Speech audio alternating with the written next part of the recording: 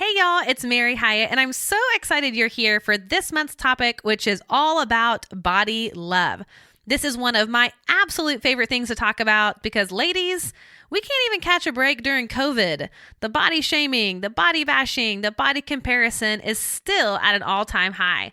But I want to help you find a little extra love for your body this month that leaves you feeling pretty freaking great about yourself. So without further ado, let's get into it. Welcome to the Living Fully Alive podcast with Mary Hyatt, here to help you find your authentic voice, learn how to love yourself, and embrace your life. And now, your host, life and mindset coach, body love advocate, and doTERRA Presidential Diamond, Mary Hyatt. Hey everybody, it is Mary, and I am sitting with the just luminous Lindsley Brooks, my co-host. Ooh, luminous Lindsley. I know, like right? That. I like it too. Hey, that's a pretty great compliment. Oh no, thank you for that. Coming out of quarantine. I was gonna say that's my new name post quarantine. Luminous Lindsley. That could be your stripper name. Oh my goodness. You know what? It is really great. I know to laugh and see you. And you know what? We're in the same room. I know. I mean, you've honestly been one of my safe people this entire time. Yes, but God I don't for that. Take that for granted because you're still really only one of the only people I'm still seeing. I know. Just so nice. True. I know. Good to see you. Good to see you.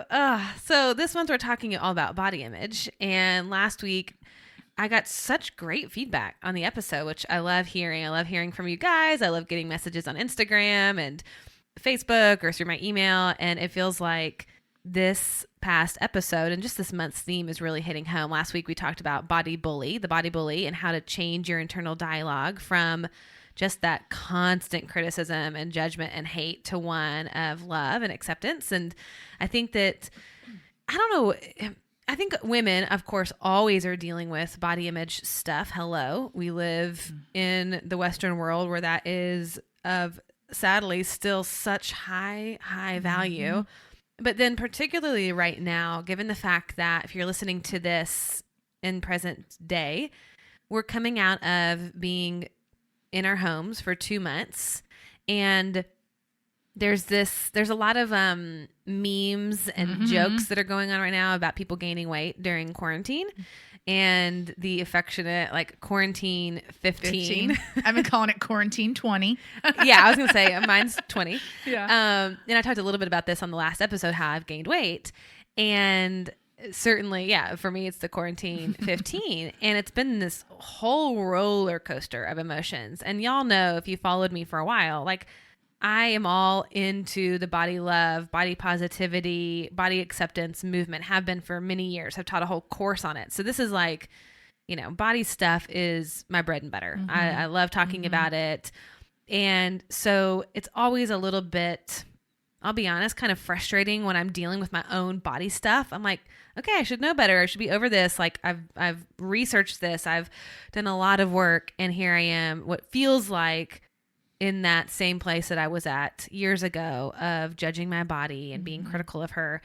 But I realized that I have learned a whole lot in this process. And it isn't about just never being triggered or never judging our body. That's not the goal. It's learning how to quickly move back into love when we're getting in that place. So I'd love to hear from you, Lindsley, like, kind of where you're at with the quarantine 15 and like how have you been processing your own body as it's been changing during this isolation?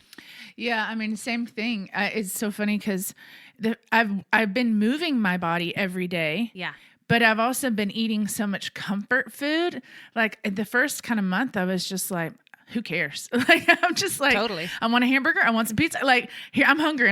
And it was feeding that just place in me where it was just comfort, And so I definitely have been facing a lot of all of a sudden, just this last couple of weeks, I'm like, whose body is this? And I'm noticing some judgment, definite criticisms. Yeah.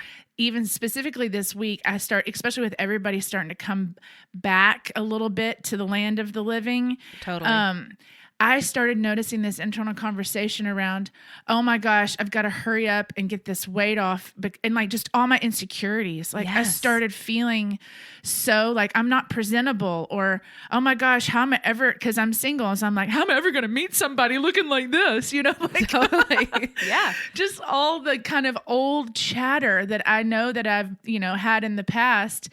And so I really had to just have it come to Jesus with myself the other day. I was like, Lindsley, stop it, And especially with the internal anxieties and stress of just about everything that's been going on, it's like one more thing that it feels like now I've got to deal with my body, Totally. And so I've just really been noticing. So I'm so glad we're talking about this, because I don't know, to add on to what you were saying, I don't know if we ever arrive or like perfect this body image, body love thing, because it's a relationship, you know? Yeah. And so it's ongoing. It's supposed to be an ongoing relationship that we feed and nurture.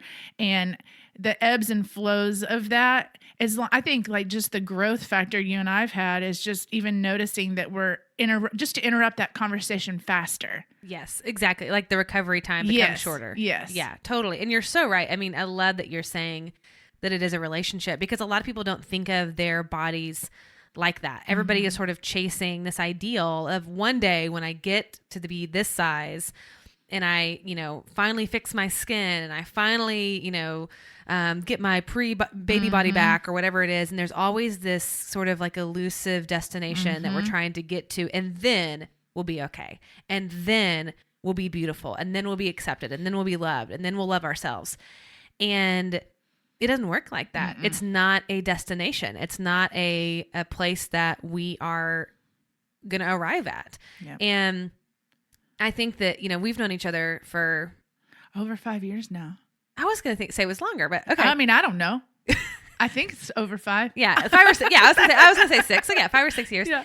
And I mean, knowing you, knowing me, like our bodies are like all over the freaking place. Change all the time. Like change all the time. Like I've seen you heavier than you are. I've seen you thinner than you are. You've seen me heavier and thinner. Yeah.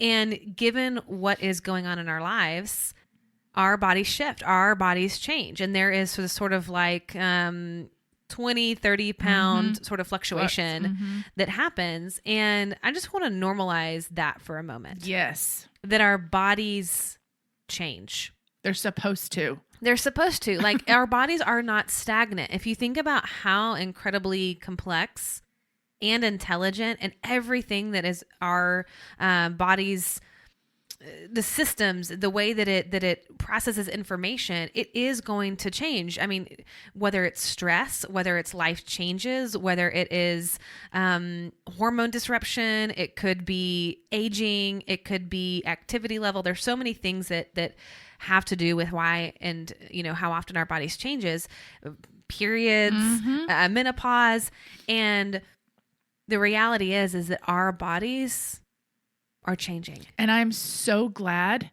that that's true. And here's why. Because for me, my body is a barometer. It tells me when I am kind of checked out or unconscious about something, or even just kind of like just disconnected, like my weight gain. This is my personal experience. Okay. When my weight gain fluctuates, or if it gets too much and I'm like, whose body is this? It's an indicator that some part of me has kind of been just checked out. Yeah. Well, I know that for me, like oftentimes when I'm in a place of being unconscious, it's almost like I've handed the role of emotional processing to my body. Like I'm not doing it. And so I'm just stuffing it and totally disassociated from my body. And I'm actually not processing my emotions. I'm not like in it, feeling it, moving through it to the other side. I'm totally in that place of ignoring or denial or just numbing out. And that's when I can see like our external bodies are reality, what's going inside. Physical manifestation of what's going on inside. Yeah. Yep. And I want to be really, really clear on this, because I'm saying that without judgment. Totally. And I think that a lot of times, I know when I was living in a much larger body, it was like, well, it's my fault. You know what I mean? Like I've done this, like I'm weak. I don't have enough willpower, and I have all those judgments and shame over my inability to like be thinner or lose weight. Like what's wrong with me that I can't do that? And that's not at all what I'm saying. What I'm saying is that our bodies do exactly what we ask them of unconsciously. And whether that is holding on to protection in the form of weight, whether that is like, I know that a year and a half ago, I was really, really thin, and I was dealing with incredible amounts of trauma. It was some of the hardest trauma that I have dealt with in my adult life. And I've gone through a lot of trauma. And my body was so thin and freaking out. And I remember people would say like, oh my God, like you look amazing. You're so thin. And I wanted to be like, you have no idea. Do you remember what I told you? What'd you say? I was like, I don't know what's going on, but stop it, because you're getting too skinny and you're looking Skeletor. Yeah, totally. I was like, I don't know where you are, but I need you to come back. Yeah, and I really, I mean, it was like that kind of ghost-like. Like Yes. I had left because I was in trauma, and I had totally like shut everything down, and I wasn't taking care of myself, and I wasn't loving myself, I wasn't nurturing myself physically, and so I lost all of this weight, which was just like so insanely crazy that people would compliment me on that. And that was one of the unhealthiest times that I was in. And where it's like now, like I've put on weight, and in a lot of ways, like pre-quarantine, I felt so much healthier with more weight on my body. I was just like, this is me, like when I am actually taking care of myself, when I'm feeding myself, when I'm nourishing myself. And then now kind of going into post, kind of getting towards the end of quarantine. I don't know, you know, Yeah. who knows? Whoever knows. At least it kind of feels like there's a little light at the end of the tunnel. Yeah. Hey y'all, I just wanted to interrupt this episode real quick to remind you to subscribe to this podcast. I know that emails get lost in your spam folder, so subscribing means my episodes come right to your phone. So go ahead, hit that quick little subscribe button so that you don't miss out on any of the Living Fully Alive episodes. Plus, in addition to subscribing to the podcast, make sure you subscribe to my YouTube channel as well. I don't know if you know this, but I have been releasing guided meditations every Monday over on YouTube, and you're not going to hear them here. So if you've been wanting to start an easy meditation practice, subscribe to my YouTube channel so that you don't miss out on my short 15-minute guided meditations. All right, now back to this week's episode. And so now my body is put on this weight, right? And it's so interesting because I know that this is a direct response from trauma revisiting itself, because we've been in isolation. And I don't know about you, but like this is, I think for a lot of people, brought us face to face with things we have not dealt with, things that we cannot ignore because it's quiet. And so a lot of people are having a resurfacing of that. And then just the general anxiety and fear and stress. And boredom. Yeah, totally. 100%. And the need for comfort, the need for using food. It's kind of like the one thing that we do in the day that gives us a little bit of variety, because we're kind of like you always say, like living in Groundhog's Day. Yes, totally. And so, but when we are in that place of survival, fight, flight, or freeze, that's really what has been happening to our brains. Like the part of our brain that's responsible for that, our lizard brain, our reptilian brain, the part of our brains that handles trauma and stress, we're in that part of the brain, and it's survival. And if you think about what we need for survival, we got to be eating. Like that, like base level in our foundation feels really shaky and scary. Then we want to make sure that we essentially stay alive. And one of the things that I've seen and I've noticed in myself, I think we were talking about this earlier, is how I've just been craving carbs a lot more, which is interesting because from a neurological standpoint, it actually helps us recreate serotonin, which is what we need for calming our nervous system down, for calming and kind of finding that sense of stability. And so it's like intuitively, during times of stress, during times of trauma, people tend to move to foods like carbs. So if you've been craving a lot of carbs, just know that that's like the body's natural defense system to get some more serotonin through that production of what happens after you eat these carbs. So it's just really a mirror into what we are going on internally. Like again, the external is a reflection of the internal. Now, I do want to talk about here in a minute how we can learn to accept that, because I think again that can move into a lot of like self-judgment or shame or criticism. But I've been thinking about what you said at the beginning when you were sharing your story of trying to hurry up and like lose the weight because we're like going back into society. And it feels like a little bit of like a negative reveal. Like I'm about to like walk out on stage, you know, the nightmare of like, you know, my debut, and like, oh, here's this body. Yeah. And what has Lindsley been doing? Oh my God. You know, right. And like, and thinking about all the judgments that we have on like what and this is all projection of what we think people are going to be thinking about us and the judgments that they're going to have, which is of course just our own self-judgments.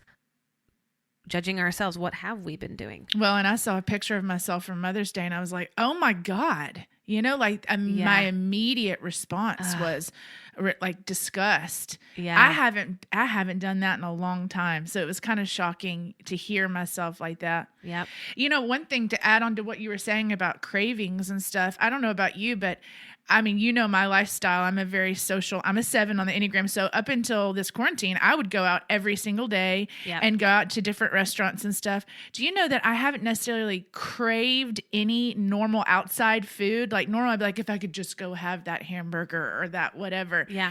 I don't know why. But I did want to buy a bunch of potato chips. Yep. And I was wanting to like make a bunch of pasta dishes and like crock pot dishes. Yeah. But I wasn't craving any restaurants something about that. It's like, it's all so emotional, you know, it's like we've been in survival mode. We really have. And so just knowing like whatever it is that we've needed to survive has been so just necessary and that's okay. Like, and so now we're not in that fight or flight, like you're saying, and we're not as so intensely focused on trying to, you know, what tomorrow's going to bring, that there is a relaxing to and I'm noticing I'm choosing a little bit like more life-giving foods for myself. Yeah. And I'm just watching that balance between, okay, are you trying to like lose weight or are you actually now just listening to your body and it's saying something different? Yeah.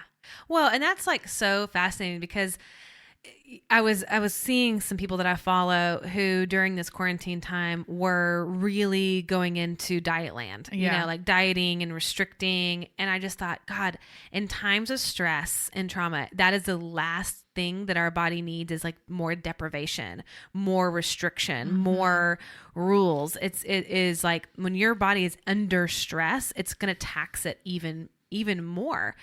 And I think that what you're talking about here is kind of like coming back and tapping into your intuition, your body's intuition, your body's wisdom to ask it, what do you need? And again, this is where, and I practice intuitive eating. So the idea with intuitive eating is you look at foods as neutral and you listen to your body's wisdom. So like if you need the pasta, if you needed the potato chips, if you needed starch, that there's not judgment around that and you trust your body's wisdom in that. And then now kind of moving out of maybe the heightened kind of stress, tapping in and saying, now what do I need? Now what is going to feel nourishing or loving to my body? Then it may be incorporating some gentle nutrition. You know, it may be incorporating some more green, some more live foods as opposed to all starch. But there's not I was bad during quarantine and now I'm going to be good. Yeah. You know, kind of adding that like, oh, I was weak and now I'm going to be more structured and strong, you know, or having sort of that morality around, oh, I was too weak. I was too stressed. I just ate whatever. It's like, no, like that was your body's intuition. That's what you needed. And kind of like taking off that self-judgment and shame of however you needed to process this time is okay. And that's the truth for just life in general, whether it's this or you're going through a divorce or you're going through a loss of a loved one or you're going through a job change or moving or it's one of those like the situations that cause a lot of stress. It's like really tapping in and slowing down to ask your body, what do you need? Well, and you know, as you were talking earlier about the people who were like being really rigid and doing these hardcore diety type things or detoxes, isn't it interesting to think that's how they were trying to control quarantine, like the things we can't control versus the things we can. Because I guarantee you so much of that is even like, I feel so out of control right now. The only thing I can control is my food intake. Yes. And so isn't that almost like the other side of this coin? You know, it's so fascinating how our bodies and food and what we think the body needs or deprived, that all of it is so connected to our emotions. It's so connected to our emotions. And I don't have judgment for the people who went through quarantine restricting and dieting. You know, I mean, I would say that, you know, my personal, I don't agree with the diets. Right. You know, I'm very anti-diet. However, it makes sense. Like from an emotional, like when I come from a place of empathy and compassion, it's like, well, of course, like that is your way of seeking control. Or for me, it may be overworking. For others, it may be total denial. It may be try to have more fun. It may be, you know, having just like complete meltdown. I mean, there's all ways in which we cope with what's happening. And that is, the body can be definitely a way that we try to find some control. Yep. And when we think about our body's ability to change and not be stagnant and not be frozen in time, to me, when we can recognize that, we can just really bring some gentleness in the way we see ourselves of like, this is not a forever thing. Like to me, this need for me to hurry up and lose this weight after coming out of quarantine is very telling. Like I was talking to my girlfriend, Emily, yesterday, and we were talking about this, and I was like, well, you know, I need to just kind of like, I got some blood work back and my insulin's like through the roof. Okay. So I've got to like really kind of figure out how do I begin to manage this blood sugar, this insulin. And, I was like, oh, well, that makes sense. And I need to, you know, do this and try to lose this weight because this isn't what my body is normally doing. And she goes, it's really fascinating that you're trying to hurry through this. And she's like, that is very, indicative that there is a part of you that still isn't in unconditional loving towards your body and acceptance. Yeah. That you have this judgment that whatever it is right now isn't good and you better like fix it and hurry through it. And I would say like most of the time I am in a lot of body acceptance. Like, and when I look at myself in the mirror, I can say, sweet body, like I get it. Like it makes sense why you've gained this weight, have compassion on her, realize that she's processing all this stuff. But there is still like this underbelly where I was like, oh, I've got to like hurry up and get through this.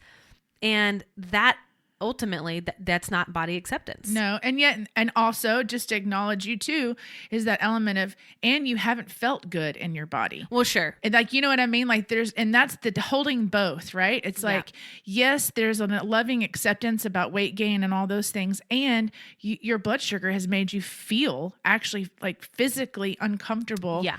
And so it's like, how do you actually tend to the body in a loving way so that it can regulate? Yeah.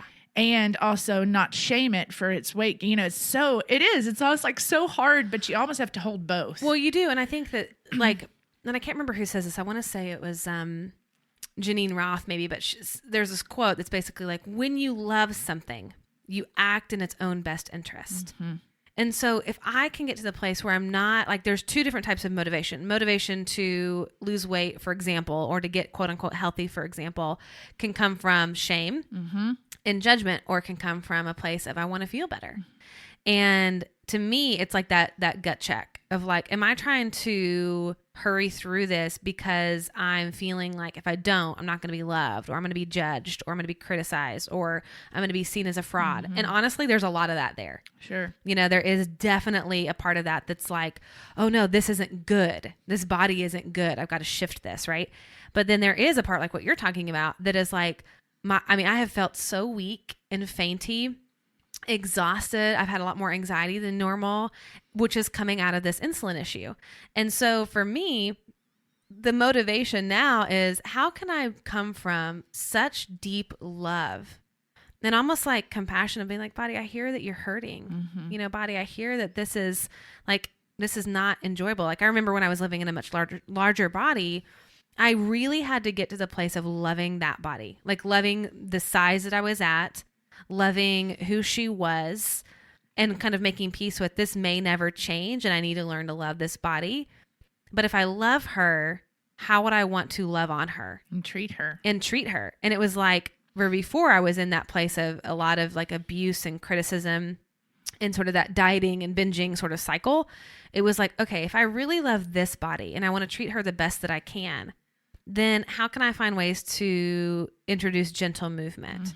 How can I eat some foods that make me feel more alive, more nourished, give me more energy? And not from a dieting place of I need to fix this, but from like a nourishing, nurturing place. And so it's kind of like you got to be real like in tune with yourself to check in, like, where is this motivation coming from? What's the angle that I'm trying to come at it from? What am I achieving? Is there, like, is it motivated by all these voices outside telling me to look a certain way? Or is it like, for me, it hurt to get in and out of the car. It hurt to go upstairs. I couldn't go on a walk without getting out of breath. And I was like, I hate this feeling. I want to feel vibrant. I want to feel alive. And there's some of that I feel now, even though like now it's like, oh, this is a lot of emotional work. Like what the work I need to do now is actually a lot of the emotional work. Yeah. Dealing with the trauma that's showing up, dealing with the emotion that's showing up. And that is one of the most loving things that I can do. Yes. And how interesting too, that this next level for you is also a nutritional way of healing it too, because it's an insulin issue. Right. And this like a chemical and a nutritional issue. And up until now, it's only really been emotional for you. Totally. And, and so just even acknowledging that aspect, because I think you're right. The most loving thing you could do is actually listen to the warning signs that something's out of balance, where up until now, maybe you have like looked at your body and judged it, the warning signs, as like, oh gosh, this is me judging my body. But now your body is actually giving you different warning signs that there's something else that's going on that has nothing to do with, what you're eating or not eating. It's actually just, there's like chemical issues. Yeah. Physiological. Yeah. And just like having grace on that and just kind of going, you know what, again, this is a journey. This is a relationship. My body is talking to me. Yeah. And I'm listening. And how can I tend to her needs? Yeah. Like she is saying she needs something, that there is something that is out of balance. And I kind of had to get over my ego part of that and like really just tend to her. Yeah. Give her what she needs. Give her what she's asking, because I know that my body wants to be in balance. I know that my body wants to feel vibrant and alive.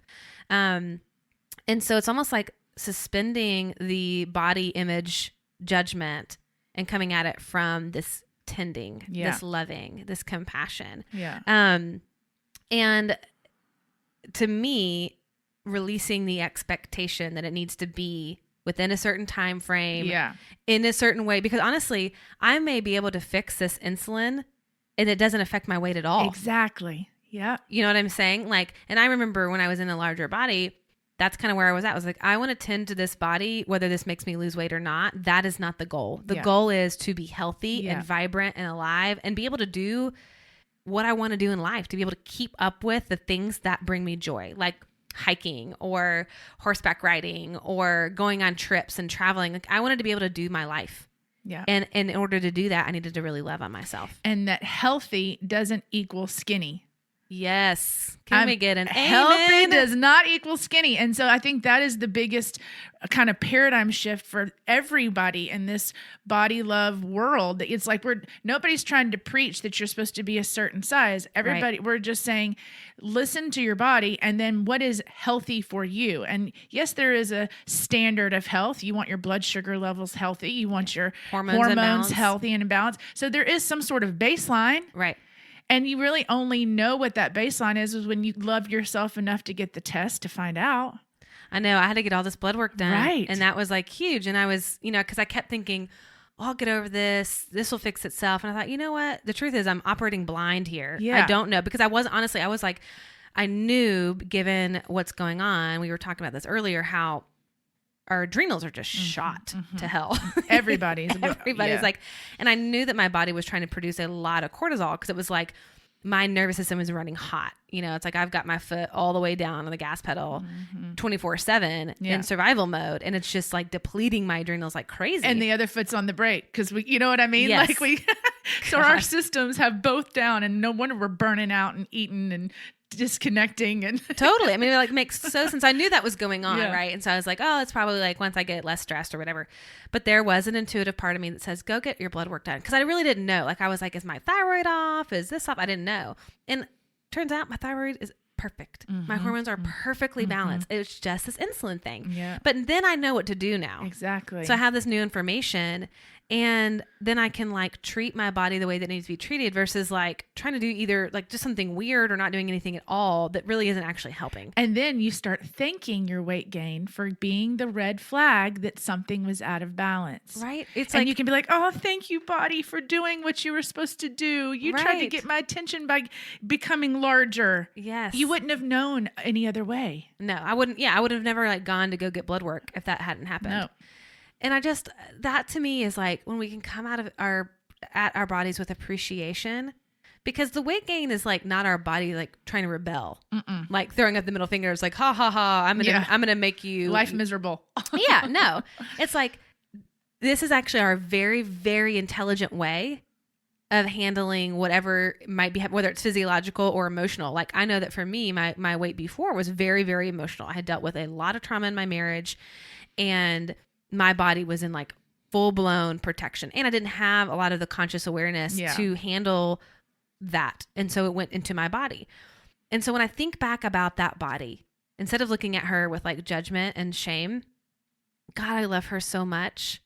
And I thank that woman, I thank that body for how she was coping and processing and dealing with what was going on in her life, and in a way that she knew what to do. She was your catalyst. She was my ally. Yeah. And my catalyst. Like she was working on my best interest. It just was kind of sideways because I wasn't as like, my higher consciousness. I wasn't working on the things that were coming up. I had handed it to her. I always say like I gave her my body a role that should have never been her role. And she took it. And I'm so grateful for that. And then it was like, oh baby, like you don't need to do this anymore. Like, I'm so sorry that like I handed this off to you. Please forgive me. I'm going to, almost like a loving parent. Like I'm going to now process what's happening. I'm going to address this hurt and this pain that's going on inside of myself and the grief. Like I've got this now. You go do what you're best at, which is keeping me healthy. You go do what you're best at, which is like making sure everything's in balance. That's your job, not to process this emotion. And so it really is beautiful when you begin to like see your body as truly acting in your own best interest and going, maybe this isn't its role. I've given it something that it doesn't need to be doing. And how can I kind of take back that responsibility and handle it myself? And then, then really cool. And then how cool that as a body love advocate, as you are, that you now are going deeper into this journey of what it means to be connected and love your body by knowing that now it's a nutritional a chemical aspect that needed some kind of attendance. So it's like there's this weight gain this time is also your best friend. Exactly. It's such a gift. Like I really like see that and I'm like, oh, this is what it looks like to have acceptance, to really like tap in and thank my body for the way that it is communicating with me.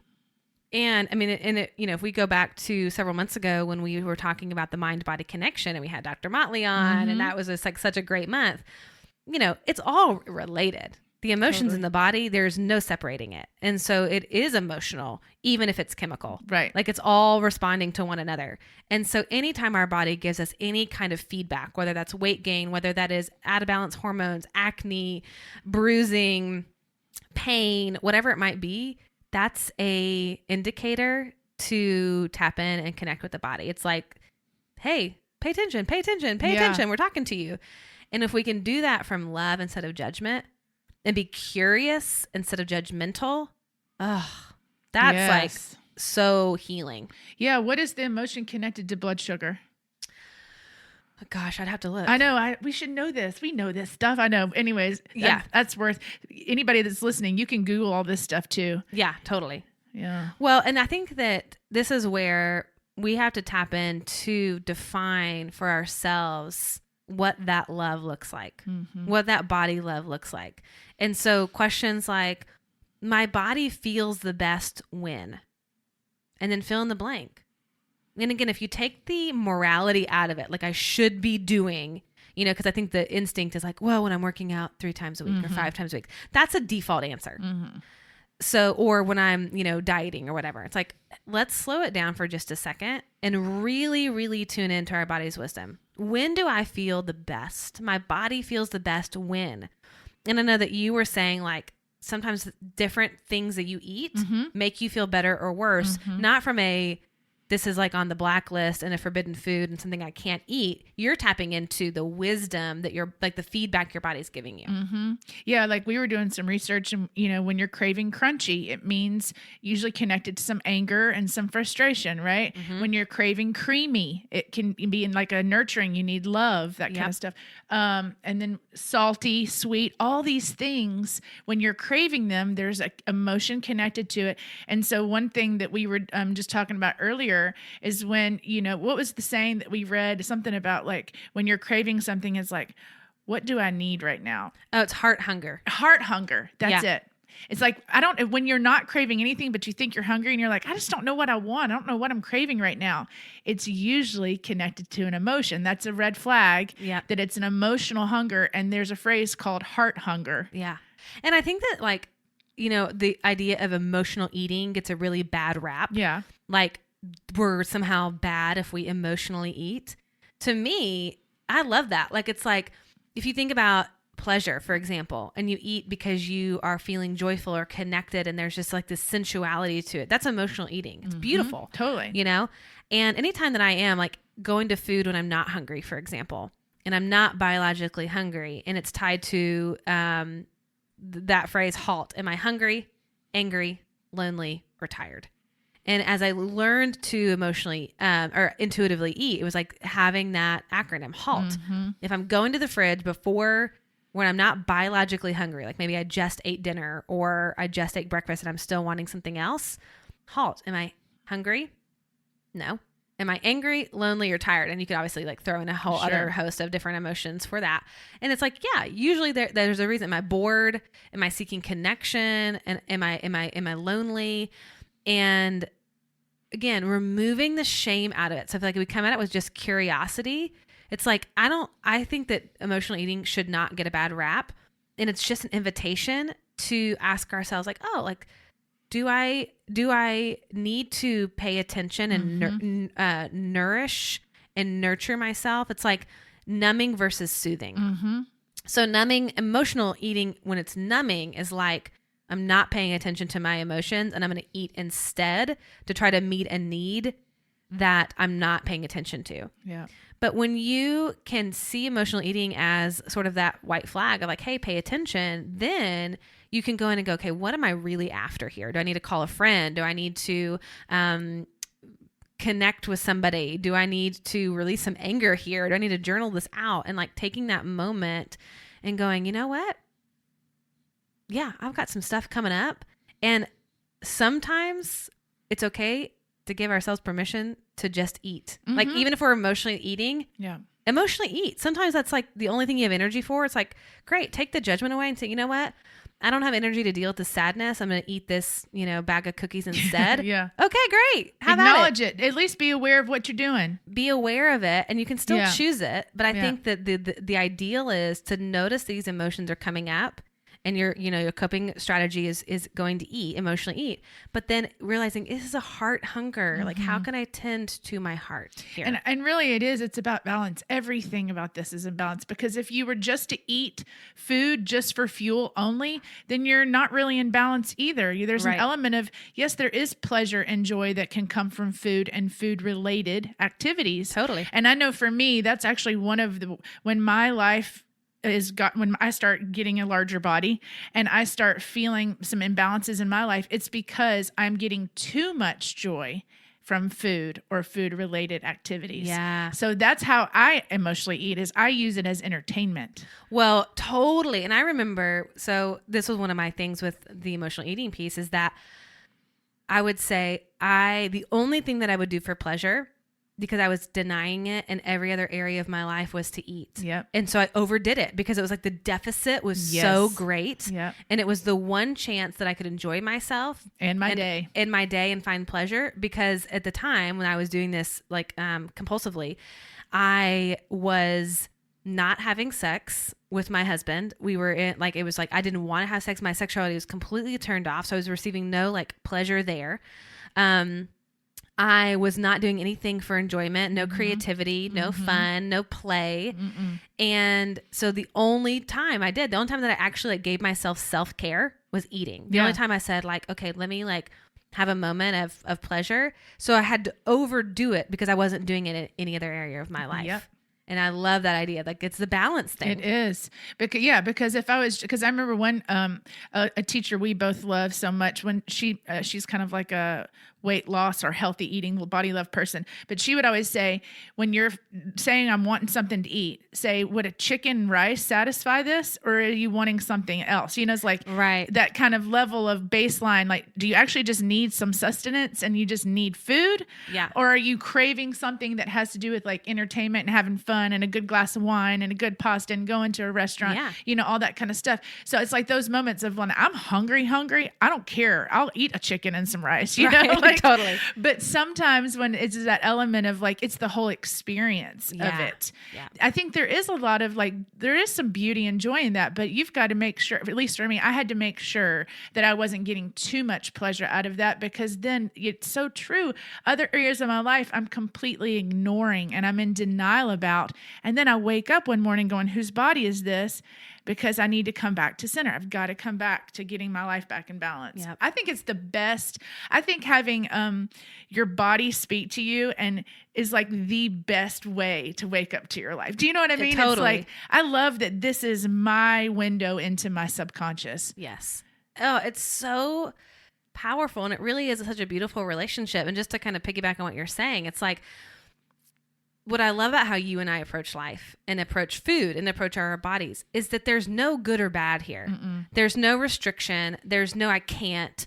There's no shoulds. It is like, what makes me feel good? And like, I know that when I work a lot with my one-on-one clients and we start talking about food, they get really nervous that I'm going to tell them to cut things Restrict. out. Like, oh, well, you can't drink this wine anymore, or you can't have dessert or whatever. I'm like, no, man, like there's no rules here. It's really like the work is tuning into your body and using her as your feedback and your barometer to know where to lean in, where to pull back, where to add in, or to take away. Like your body will tell you. It's like, for me, there's a threshold on gluten. Like I can eat it, but there's a point where there's a tipping point and my body gets inflamed. My skin starts breaking out. My stomach becomes bloated. And I know, like, I got to walk the tightrope of that. Right. But I'm not going to just cut it out altogether. Now I could, that would be realistic about it. Yeah. But I mean, that may be a choice that I would decide. But for me, like I can have a little bit, right? But it's not based on what somebody's told me to do or vilifying gluten. It's like my body is telling me when too much is too much. Yeah. Or for example, drinking. Yeah. It's like, I know that I can probably have 2 glasses of wine and feel fine the next day. If I go beyond that, I'm going to get a headache. I'm not going to feel great. I'm going to feel exhausted and tired. So again, it's like we are our best source of information and feedback, our body. And when we take the morality off of it and the shoulds and tap in, it's like, oh, that to me is freedom. It is freedom. It's beautiful. It is freedom. So just to kind of close this conversation, I want to kind of like, again, revisit these questions of how you can tap into what your body is saying. And one of those is, my body feels the best when. Like, grab a pencil, grab your journal and write out the answer to that. And maybe you could write out, like, I feel the most free in my body when. Like, using some of these words that aren't like, are only going to answer, well, if I'm thin. It's like kind of widening the lens of how we're explaining, like, feeling good in our bodies. When I feel free in my body, this is what's happening. What would it look like to embrace this body right now? What would it look like to embrace this body right now? If I did love my body, what would I see? If I did love my body, like when I look in the mirror, if I did love my body, what would I see? These are just really, I think, powerful questions. If I did love my body, how would I want to move? If I did love my body, what is it craving? Just sort of like changing the conversation to begin to ask ourselves some deeper body questions Anything that comes to mind when you're thinking about questions? Yeah. I mean, just what you're to tag on is like, if I did love my body, what would I feed it? Yeah. How would I touch it? Yeah. What would I wear? How would I adorn it? Just like that, this element of like treating it like a temple, Yes. and the sacredness that truly is our body. And, one of the practices I do every morning as part of my meditation is I tune in and just notice my body's sensations. But then I'll always say, body, what do you need or want from me today? Yep. And just even listening for that answer. And then just even like thanking our bodies, like, oh my gosh, if I did love my body, how would I be grateful for it? Like, what would I do to let it know that I was thank you, body. Oh, I mean, that is one of the most healing things that you can do is like hand on your heart, hand on your belly, and even just like, I love you. Mm-hmm. Thank you. Mm-hmm. Please forgive me. Yeah. What is that? The Ho'oponopono prayer. Yeah. Ho'oponopono. I'm so glad you can say that because I was like, the Ho'oponopono. I never know how to say it. Ho'oponopono. So it is. I love so it's, I'm sorry. Yeah. Please forgive me. Yeah. I love you. Thank you. Yeah. And I'm sorry. Please forgive me. Yeah. I'm sorry. Please forgive me. Thank you. I love you. Yeah. Yeah. And it's so powerful. Like hand on your stomach. So powerful. Just for, a couple times repeating that, connecting to your body, realizing you are in relationship. Mm-hmm. And think about that. Like, how can you have a healthy relationship with your body? You listen. You communicate.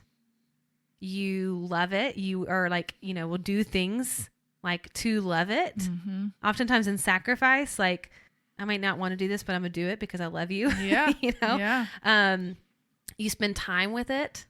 Think about all the qualities of like a healthy relationship versus like expectations, verbal abuse, things that would just like, neglect, these would be like attributes of an unhealthy relationship. An abusive relationship. Yeah. Yeah. Again, I remember you and I both did this, not to keep going too long, but I remember a long time ago, there was an assignment of writing a letter to our bodies. Yes. With the prior relationship, the abusive side, like how I had treated her before I was in relationship with her, and writing a letter of an apology. Yes. And then doing a new letter where you're almost like, renegotiating your agreement with her and acknowledging and making amends. I was going to say making amends. Like, here's how I plan to show up. Yeah. Here's how I am going to plan to love you. And if you're in the Fully Alive Circle membership, we're doing this work inside of the membership. That membership this is like the work we get to do. We get to dive deeper into the implementation of what we're talking about today. And so we're going to actually do some of this letter writing, which is so perfect. Because it's like making amends, asking for forgiveness. Yeah. And embarking on a new way of relating to our bodies, creating a new kind of dynamic inside of this relationship. One thing, I know people are going to ask you this. Yeah. What we were saying is the Ho'oponopono prayer is actually a Hawaiian prayer of forgiveness and acceptance. So if anybody's curious on that, I'm sure you would have gotten emails. I know. I will link to it. It's powerful. It's so powerful. I've done that with my body. I've done that with a lot of just different things that I've gone through in my life. It is one of the most simple and yet powerful practices you can do. I'll link to that and I'll explain it in the show notes. So make sure to check those out. But I think this is a beautiful place to end, and really ending with this invitation of coming back into relationship with your body, giving her grace as it fluctuates, tapping into her language and what she is saying and what she's asking for, and ultimately meeting her with just so much love and compassion. All right, y'all. Well, we have one more episode in this month's topic of body love. I will be with you next week to dive deeper into this. But until then, remember that the purpose of life is to be grateful, to be great, and to be full. I'll see y'all next week. Bye. Hey y'all, thanks so much for listening to today's episode. I hope you got some amazing nuggets to take home and start implementing into your life. And if you're looking for the show notes and links, head on over to maryhyatt.com/show. And if you loved it, why not bring your girlfriends along this journey of becoming fully alive with you? Just give a quick share of this episode to your social channels and enjoy those debriefing convos with your besties. Thanks again, and I can't wait to connect with you next week.